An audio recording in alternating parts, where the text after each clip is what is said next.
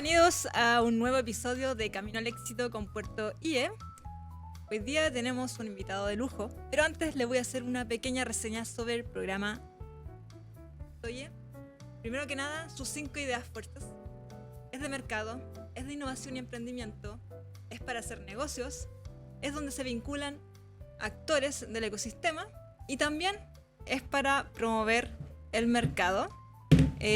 Último, es también para difundir ideas y conceptos a los innovadores y emprendedores del mundo para promover este ecosistema. Y les damos la bienvenida hoy a Juan Sutil, nuestro invitado. Bienvenido, Juan. Muchas gracias. Contento de estar aquí contigo. Nosotros felices, casi no concertamos hoy, pero felices de tener el privilegio de compartir contigo. Hoy día queremos conocer a Juan Sutil, porque has estado en más entrevistas, te conocen en muchos medios, pero hoy día queremos ir más a fondo contigo y conocer tu trayectoria. ¿Quién es Juan Sutil? Bueno, Juan Sutil es una persona común y corriente. ¿Dónde naciste? Nací en Santiago. Es una persona que empezó a emprender muy joven.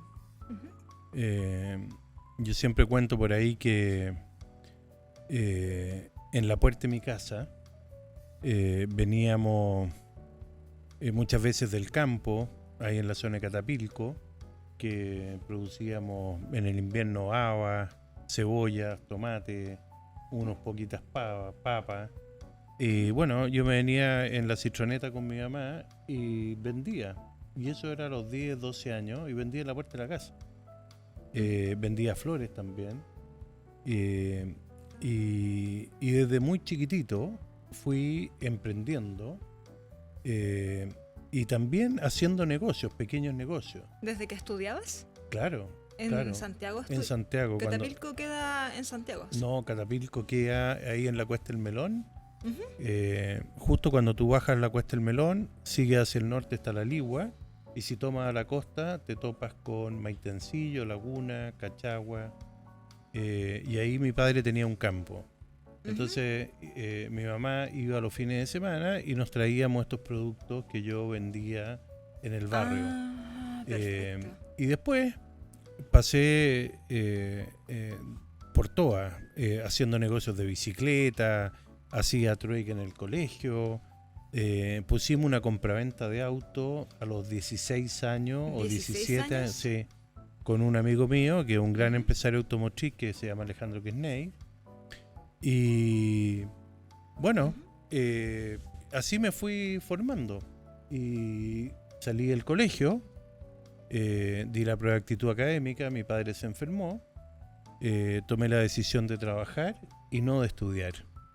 Ah, ya, o sea, por ejemplo, fueron momentos duros, eso, porque sí. La transición del colegio, nos cuentas que empezaste a desarrollar pequeños emprendimientos de diversas industrias, desde dulces, un poco de agricultura, vendiendo los productos del campo de tu familia, a una transición donde tú terminas el colegio pero decides no estudiar.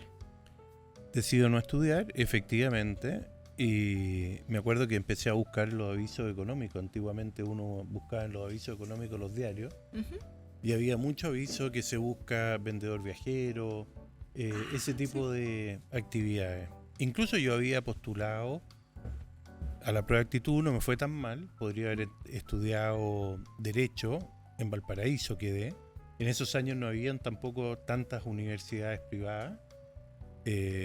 Y bueno, mi padre se enferma y tomo la decisión de trabajar. Y así partí emprendiendo. Me empleé primero en una empresa que era una empresa comercializadora de productos agrícolas. Ahí aprendí el oficio. Y finalmente en la crisis del año 81, o sea, tú no habías nacido, el año 81, en la crisis del 81... o sea, no partiste con una empresa, ¿te empleaste? Me empleé primero, y trabajé 2 años, entre el año 79 y el 81. Y el año 81 vino una crisis que tuvo este país, que tuvimos hasta tasas de 30% de cesantía.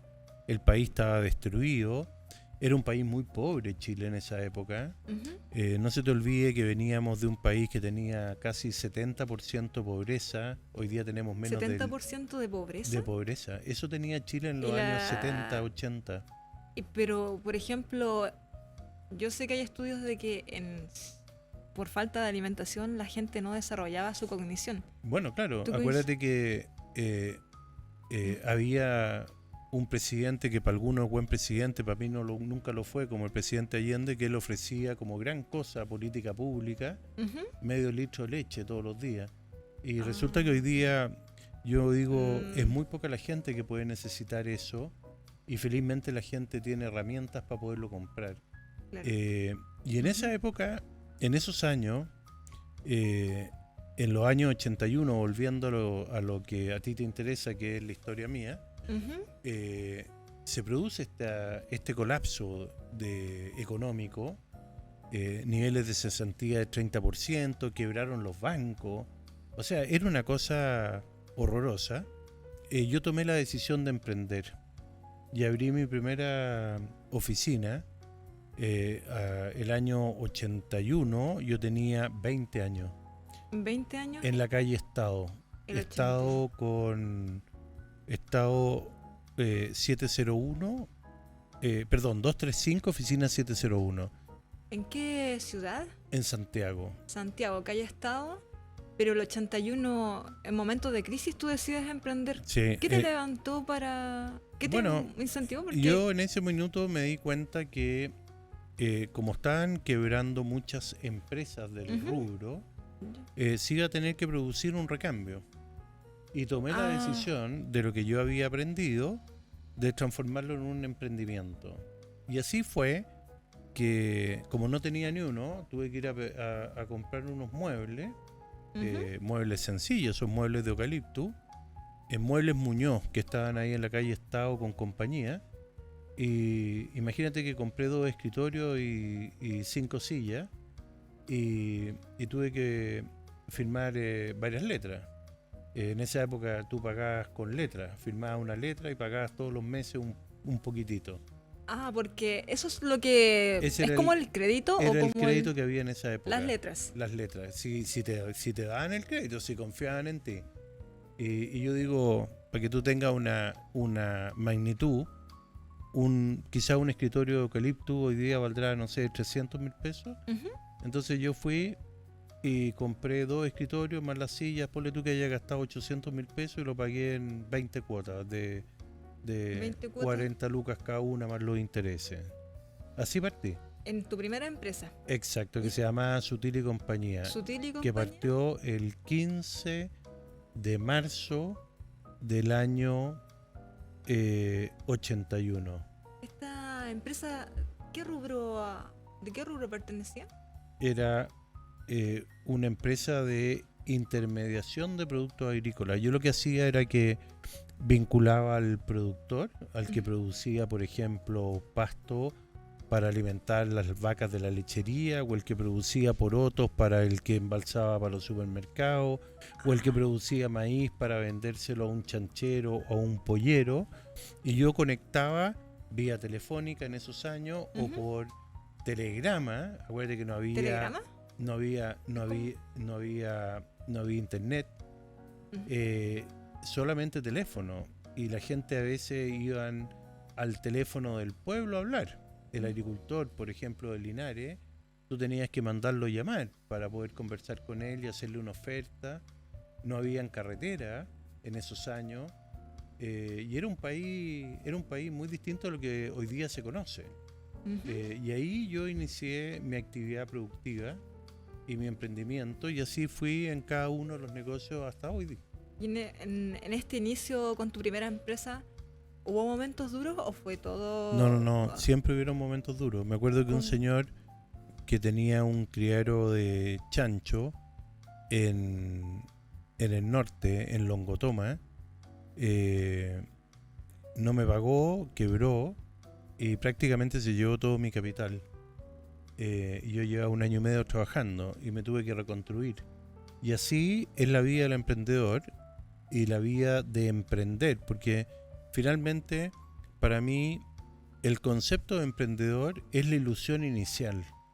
Después tú te transformas en un pequeño empresario, mediano empresario, gran empresario, pero ese empresario, para poderse sostener en el tiempo, tiene que seguir emprendiendo, porque un empresario que no está innovando, que no está emprendiendo, que no está cambiando permanentemente lo que el mercado requiere, desaparece. Es como este programa. Si este programa empieza a aburrir al público y no lo cambias, no lo innovas, no lo mejoras, bueno, pierde la audiencia. El empresario pierde los clientes.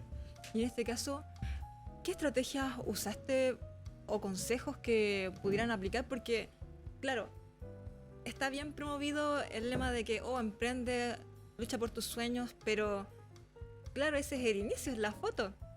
Pero en el tiempo tú tienes que tener cualidades, habilidades, no sé, resiliencia, disciplina. ¿Qué factores o estrategias dirías tú que son clave? Yo te diría que hay varias. La primera es la perseverancia.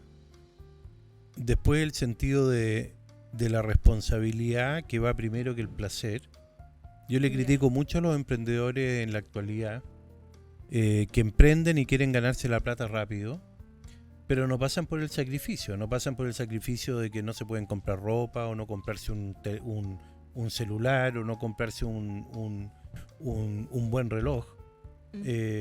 Y como que de repente hoy día la juventud ve todo tan próximo que no se posterga. Por lo menos en la época mía, y no solo yo, muchos de mi generación, no teníamos ni siquiera para comprar ropa. Y si teníamos plata, la ahorrábamos para poder hacer crecer el negocio, porque tampoco había mucho crédito.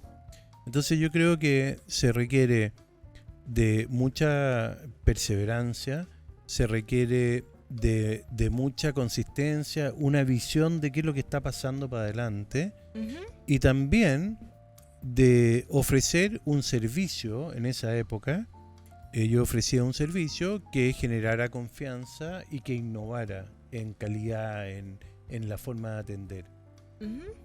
Y, por ejemplo, consejos, porque claro, englobamos que hay que ser responsable, el sentido de responsabilidad, muy clave. Delegar quizás, o atrasar un poco los placeres, porque dicen primero los deberes y después los placeres. Exactamente. ¿Qué consejos tú le darías a los emprendedores e innovadores también que están ahí? Bueno, hay muchos que probablemente hoy día lo hacen, pero cuando tú estás trabajando y emprendiendo, es de lunes a lunes, no hay fines de semana, no hay carreteo. Yo nunca carreteé, nunca tuve tiempo, porque mi propósito era avanzar con el proyecto, y postergarse uno como persona en sus placeres, cumpliendo los deberes. Y eso a mí me dio muy buen resultado. Y segundo, siendo muy responsable de tener una conducta siempre correcta e intachable. Piensa que yo llegué a ser presidente de los empresarios de Chile en la CPC, y yo siempre le decía a algunas periodistas de izquierda más dura, oye, no sigan buscando si no van a encontrar, porque yo he actuado siempre correctamente bien.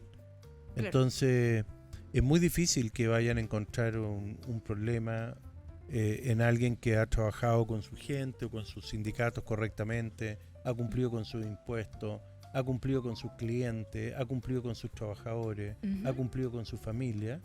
Y eso es muy importante, que no solo parecer, sino tú tienes que ser. Y cuando tú estás emprendiendo, tú tienes que ser muy correcto, serio, en más ser que parecer. Claro, porque tenemos, especialmente hoy día con la tecnología, pueden encontrar un registro tuyo, pero claro, tú tienes una imagen intachable porque siempre has cumplido. Pero un poquito más atrás, tú nos comentabas que, claro, siempre cumpliste con tus prioridades, pero te postergaste en algunas áreas. Bueno, me postergué Mira, me postergué en el consumo. Te voy a contar una anécdota. Cuando yo me casé con la María Isabel tenía 22 y yo tenía 23. Entonces va la María Isabel a la casa de mi mamá y le dice, señora Pepi, ¿dónde está el closet de Juan para hacer la maleta para ir de luna de miel? Ahí le dice. Entonces va la María Isabel a buscar. Y le dice, pero ¿cómo si este closet no tiene ropa? No, Juanito nunca ha tenido ropa. Si tiene un pantalón café y el pantalón gris con que va a la oficina. Es todo lo que tiene. Y bueno, y yo tenía auto, me lo había comprado porque yo necesitaba trabajar. Pero jamás me salía a comprar una zapatilla cara ni un pantalón caro. Porque yo creía que había que cumplir con el propósito de lo que significa la palabra capital. Yo no sé si tú sabes lo que dice el diccionario de la palabra capital. Y significa en dos palabras, es trabajo acumulado. Y cuando tú acumulas trabajo, imagínate un académico, un gran académico que estudia mucho, tiene capital intelectual, ¿no es cierto? Sí. Un político correcto tiene capital político, un emprendedor o empresario correcto tiene capital financiero. ¿Por qué? Porque ahorra, invierte y se posterga. Claro, pero se posterga, pero ¿te sientes exitoso? O sea, Sí, ¿sí? sí. O sea, yo creo que en mi vida, yo ya tengo 62, he logrado gran parte, o por no decir quizás todas las cosas que me he propuesto. Entonces, y eso es tener confianza en uno mismo. Y eso nace de ir construyendo las confianzas de a poco. O sea, si uno hace un primer emprendimiento, por chico que sea y te va bien, bueno, y después haces otro un poco mejor y te va bien, bueno, quiere decir que tú vas adquiriendo confianzas. Y cuando adquieres confianza te sientes más seguro para avanzar en todos tus propósitos. Un camino cimentado, con buena base, porque al final la confianza es lo primero que se pierde. Si no está... Exactamente. Pero Es como, imagínate que la confianza tú te la ganas como el crecimiento de una palmera y la podéis perder en el segundo que se cae el coco. ¿Valió la pena? Sí. Ahora, eso tiene etapas en la vida. Hoy día, por supuesto que a mí no se me ocurriría ahorrar en un pantalón. Hoy día me lo compro. Claro. Pero hay momentos en la vida en que uno tiene que ser muy cuidadoso, y especialmente cuando uno está emprendiendo, porque cuando estás emprendiendo, y aquí le quiero hablar a la gente que está emprendiendo, ¿sí? No siempre le va bien. Entonces hay momentos en los cuales tienen que tener reservas para poder soportar los malos momentos. Los inviernos. Exacto, o los momentos duros, o que de repente un producto les caminó, después la gente no les caminó y tienen que volver a innovar. Y para eso, si uno quiere un camino largo, tú tienes que construir ahorro, precisamente para poder seguir invirtiendo, seguir creciendo, o poder soportar los momentos difíciles que la misma competencia y el mismo emprender te va poniendo en el camino, porque no todo es dulce, hay dulce y agraz cuando tú emprendes. Y por ejemplo, claro, momentos duros, falta de liquidez, cuando se nos va el dinero. Hoy día existen estrategias, porque antes, como tú me comentabas, existían letras que eran como el crédito. Hoy día, respecto al momento anterior, ¿qué medios conoces tú para poder generar este ahorro? ¿Cómo sugerirías tú a un emprendedor que está partiendo que generara estas reservas? ¿Sacar algo de la caja cuando está generando ganancias mes a mes? ¿O, por ejemplo, 100% de las ganancias a la caja? Primero, el emprendedor tiene que entender que si él fabrica un vaso, él tiene que gastar en la fabricación, la mano de obra, el vidrio, tiene que venderlo, pagar el IVA y tiene que sacar la cuenta que si lo venden 10 y le cuesta 8, son solo 2 de él, no los 8. ¿Ah? Entonces, lo primero que yo diría que lo más relevante es poder llevar bien los costeos. De hecho, ponte tú, yo estoy ahora ayudando a un proyecto que se llama Vortex One. Vortex One. One. Y yo soy una especie de como embajador o apoyador de ese proyecto, que es de unos dos emprendedores de Rancagua. Ujú. ¿Y qué es lo que es esto? Es un RP que le permite al pequeño emprendedor poder llevar la estructura de su negocio en un celular. Llevar los costeos, llevar los márgenes, llevar la contabilidad, llevar los impuestos. ¿Y por qué yo estuve dispuesto a colaborar? Porque creo que es básico, fundamental, que el emprendedor sepa exactamente cuáles son sus costos, cuáles son sus márgenes y cuánto de ese margen puede disponer. Y ahí es donde yo digo, si tú vendes algo en 10, te cuesta 8, te ganas 2 y lo haces varias veces en el mes y te ganas 25, por ejemplo, Ujú. tú tienes que decir, bueno, voy a destinar 10 para mi gasto y los otros 15 los voy a usar para ahorrar, para poder seguir invirtiendo. Porque las empresas, aunque nazcan chiquititas, si tú no inviertes en mercadería, en marketing, en infraestructura, En la mejora del servicio al cliente en también. la mejora del servicio al cliente, en la proximidad con el cliente, si tú no lo haces, no te va a ir bien, no vas a crecer, no te vas a desarrollar. Claro. Yo vi Vortex One, pero yo pensé que era un emprendimiento suyo. Ah, Pero en este caso, viendo ya, ese es el lado empresarial, ¿ya? Pero quería abordar otro tema que también yo viví de usted.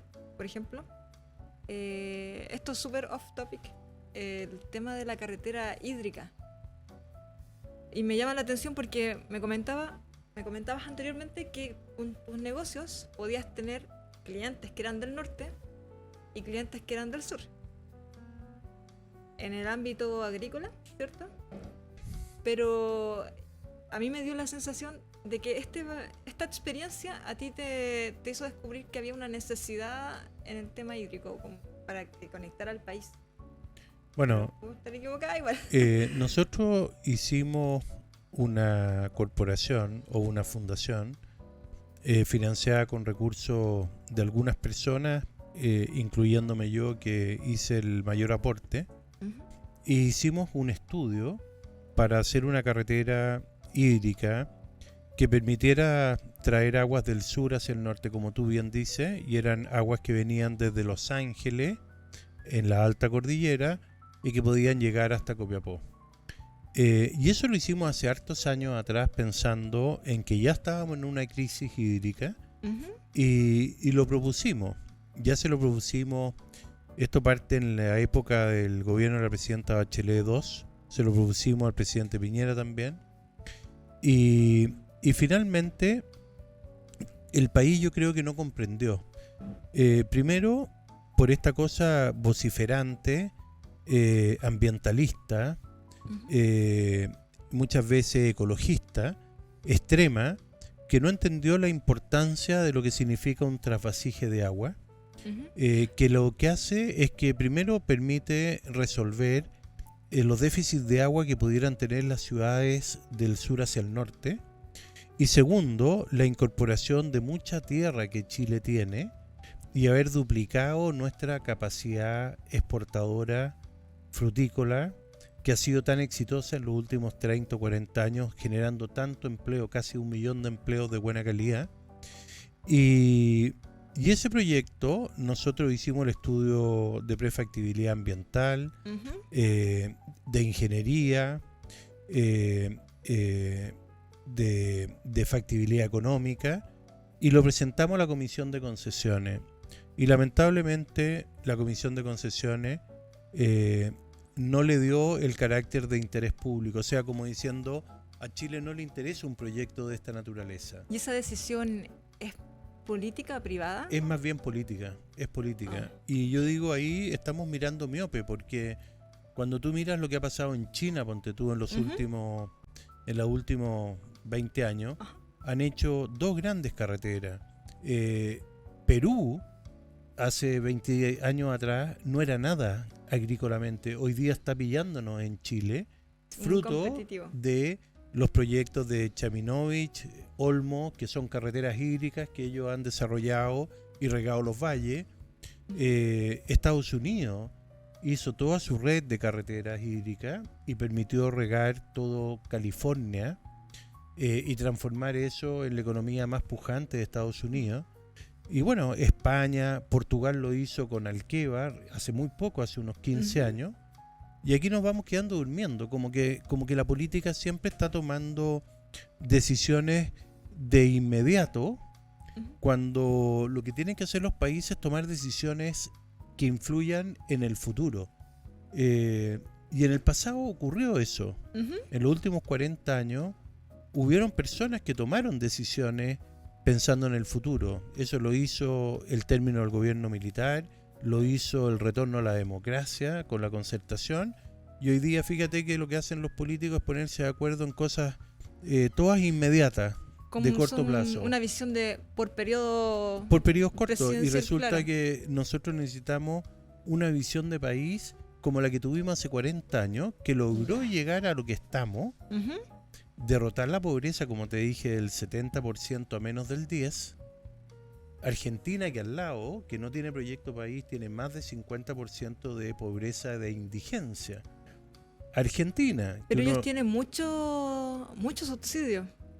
Lo que tú quieras, pero hay pobreza. Hay pobreza. Okay. Y eso tú lo logras vencer cuando los países crecen y cuando las personas pueden emprender. Yo lo hice en los años 80, hace 40 y tantos años, hasta hoy día, y fue fruto de que Chile tuvo oportunidades para desarrollar emprendimientos. Mira, desordenémonos un poquito. ¿Ya? Tomando este mismo tema, por ejemplo, esta semana se anunció por parte del gobierno y con Corfo y Fundación Chile que se va a crear el campus de startups en Chile con un edificio en Endesa.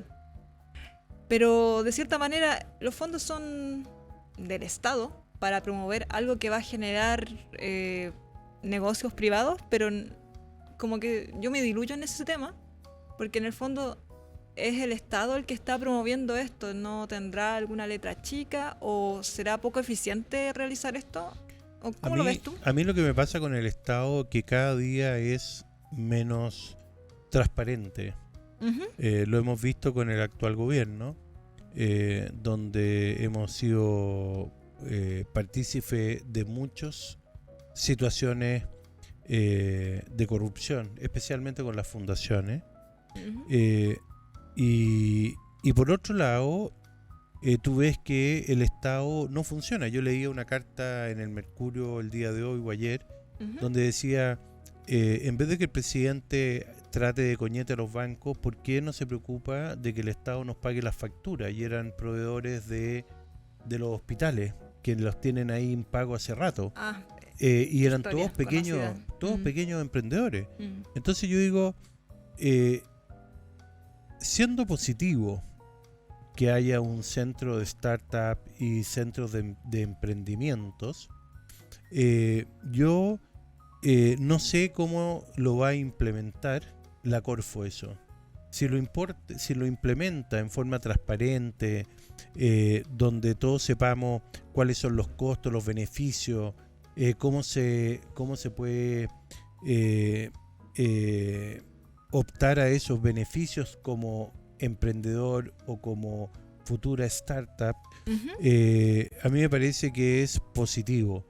Ahora, si eso se va a transformar en que al final van a ir poniendo plata en proyectos que no van a estar relativamente bien evaluados y que van a ser puro fracaso, me preocupa, porque es la plata de todos los chilenos. Porque la Corfo depende de ti, de mí y de cualquiera que trabaje, que paga sus impuestos para poder tener esos recursos. Perfecto. Y, por ejemplo, aquí estamos hablando de Corfo y que en el fondo buscan promover empresas de base tecnológica y científica, ¿ya? Y la idea yo creo que apunta un poco a diversificar la matriz económica que tenemos nosotros en Chile. Ya salir, por ejemplo, del commodity que es el cobre, lo forestal, quizás también un poco de lo que es agrícola. Pero regresando para atrás, un poco más de atrás, porque por eso dije que iba a ser un poco desordenado. Estamos hablando de que ellos buscan diversificar, por una parte, dejando afuera lo que es el tema de cómo van a manejar ellos las plata y Sí, todo. pero espérate, Ajá. el Estado lo que tiene que hacer es promover para que eso ocurra. No Exacto. puede actuar porque el Estado Ujú. jamás va a poder permitir planificar algo que es inherente a la libertad del ser humano Ujú. y a la capacidad de ese ser humano de crear algo. Perfecto. Entonces es distinto decir voy a dejar este edificio para que venga gente aquí a Ujú. experimentar, a compartir o a presentar proyectos, que haya un buen panel que pueda elegir cuáles son los mejores y en cuáles apoyar y cuáles no, y que Ujú. sea técnico, Claro. a que esta cuestión se transforme finalmente en un despilfarro, que lo tenemos bastante frecuente en este país, en los municipios, lo tenemos en las fundaciones y lo podemos tener también en una iniciativa que yo no estoy diciendo que no sea una mala iniciativa, lo que estoy diciendo es que tiene que ser correcta y transparentemente llevada a cabo. Ya, y por ejemplo, en esta promoción de diversificación, ¿cómo lo hacemos nosotros que somos emprendedores, empresarios? Porque, claro, si bien tú partiste en el rubro agrícola, hoy eres conocido también como un gran empresario vitivinícola y también hotelero. Bueno, cuando uno va haciendo las cosas en forma responsable, Ujú. uno va emprendiendo nuevos proyectos. Yo soy un empresario agroindustrial. Estamos en la industria de las frutas congeladas, vegetales congelados, exportamos a todo el mundo. Eres uno de los más importantes exportadores de berries acá en De la frutas región. congeladas, sí, sí. Ujú. También estamos en frutas secas, en nueces, almendras, avellanas, pasas de uva, ciruelas secas, y Ujú. también exportamos a todas partes del mundo.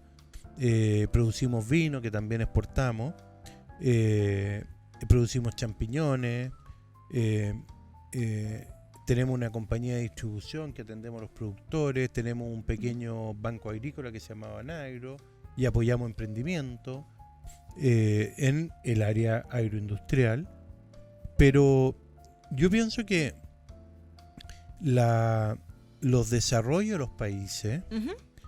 no solo depende de una acción puntual como la que está planteando la Corfo. Lo que depende básicamente es que hayan condiciones habilitantes de confianza y libertad para que la gente pueda emprender. Eso Chile lo tuvo de los años 80 en adelante y lo hemos ido perdiendo, especialmente en este último gobierno. Ujú. Yo no estoy diciendo que hayamos perdido cuotas de libertad importantes, pero sí hemos perdido algunas y hemos también perdido confianza, porque la mirada tiene que ser hacia la apertura, hacia los mercados. Entonces, una cosa es tener un startup Ujú. y otra cosa es haberse negado a firmar el TPP-11, que nos abría a 11 mercados del mundo y nos mejoraba nuestra posición, y finalmente este gobierno, por, por presión, terminó aceptando y firmando. Además, hoy día tenemos pendiente la modernización del Tratado de Libre Comercio con la Unión Europea, que yo no entiendo por qué lo tienen postergado. Entonces yo Ujú. digo, para que Chile y los emprendedores crezcan y se desarrollen, se requiere básicamente mercados abiertos al mundo, no solamente un mercado local. Completamente. Y por ejemplo, para quienes están viendo, los tratados de libre comercio permiten que nosotros, como Chile, así como la Unión Europea, también como China y otros países que tienen tratados con nosotros, podamos hacer intercambio de bienes y servicios con costos y precios más competitivos. Por si alguien Evidente, y claro, no sabe el concepto. además con protección de la inversión, con protección y con tratados de tributación Ujú. y con una serie de condiciones que a ti te permite poder entrar a esos mercados o ellos entrar a invertir en Chile con seguridad y confianza. Y en ese punto es muy importante porque en otras economías, por ejemplo, miremos al vecino que es Argentina, se promueve quizás la baja de impuestos. Por ejemplo, algo que yo no entiendo en Chile es que existe un impuesto al libro, cuando se quiere fomentar la cultura y la educación, por ejemplo, para tener mejores economías y personas más capacitadas para liderar empresas. Pero en Argentina eso, el impuesto al libro no existe, ¿ya? Pero por otro lado, ellos se están enfocando en fomentar un ecosistema para el empresario, para eliminar, por ejemplo, estas dificultades, porque mucha gente en Argentina trabaja en negro. Trabajar en negro significa trabajar sin contrato y que te paguen a final de mes así cash in hand. Así. En Chile tenemos contratos, pero en Argentina no se usa porque te salen más caros los trabajadores que la empresa. O sea, los impuestos que los trabajadores, sí, eso es efectivo, pero yo creo que mirar Argentina es mirar el pasado es una cosa anacrónica. Argentina es un país decadente hace 40, 50 años, ¿Ya? con políticas estatistas, socialistas, que hoy día espero que al ¿Crees que actual vamos para presidente Milei le vaya bien, porque él está con una mirada de la libertad, una mirada de la desregulación, que las personas puedan desarrollarse y crecer. Incluso me llegó un video de un argentino que hacía una sátira que decía, chuta, y mira lo que está pasando, ahora tenemos equilibrio fiscal, resulta que el peso argentino está subiendo y bajando el dólar, cuando en Argentina siempre ha subido el dólar. E incluso decía, ahora hay empresarios interesados en hacer inversiones y nos van a hacer laburar, decía.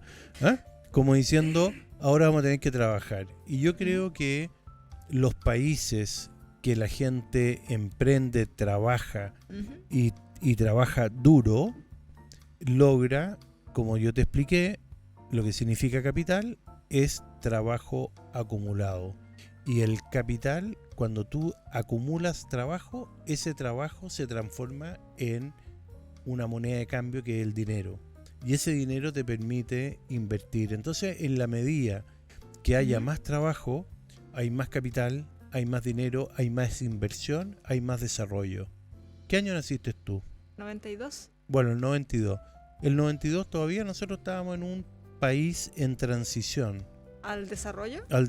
Al inicio de un proceso de desarrollo. Chile no ha llegado al desarrollo. Todavía hay mucha gente postergada.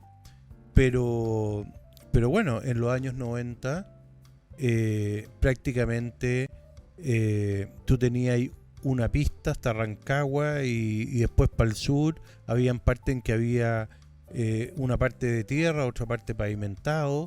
Los caminos laterales eran todos de tierra, no habían hospitales como hay hoy día, no habían puertos, no habían aeropuertos. La infraestructura era más... El aeropuerto de Santiago, era más chico que el aeropuerto de Valdivia actual. Entonces hay que tomar la magnitud de la importancia de lo que significa el crecimiento, porque en la medida que hay crecimiento hay oportunidades para todos, incluyendo este canal de televisión, es fruto del crecimiento. Completamente, Juan. Y bueno, hoy día contamos con una infraestructura que fue fruto de un buen trabajo desarrollado en el pasado. Si tú pudieras proponer 2 o 3 innovaciones para retomar el camino, digamos, y un mensaje para quienes nos están viendo en este momento, ¿qué compartirías? Bueno, yo creo que lo más importante es que pensemos en que la creatividad humana es la que permite las transformaciones, es la que permite la creación del arte, de todos los tipos de arte. Uno de ellos es la producción, uno de ellos es el emprendimiento, el desarrollo. Por lo tanto, tiene que haber condiciones habilitantes de libertad y confianza para que la gente quiera emprender y desarrollarse. Lo segundo, que lo dije al principio, es tener también la rigurosidad de hacer las cosas bien, porque cuando uno va en el camino largo y siempre con esa consistencia, va a lograr el objetivo. Y tercero, yo les quiero decir que hay un libro que es muy decidor y yo lo leí cuando era muy cabro, que se llama El vendedor más grande del mundo, de Ogmandino. Y cuando tú lees ese libro, ¿qué es lo que dice Ogmandino? Que el fracaso existe solo cuando tú reincides en el mismo error. Antes es un aprendizaje, por lo tanto todo emprendedor tiene un tira de prueba y tiene que ver cuál es lo bueno, cuál es lo malo, y en base a eso no volver a reincidir y transformar su emprendimiento en un éxito. Así que éxito a los emprendedores. Muchas gracias, Juan. Te damos mucho. Gracias, queda corto por tenerte aquí hoy día. Y para cerrar, tenemos emprendedores, empresarios e innovadores que quieren conectar contigo. Antes de irnos, ¿qué medios existen para conectar contigo? Para poder dar... Para conectar conmigo. ¿Sí? Bueno, pueden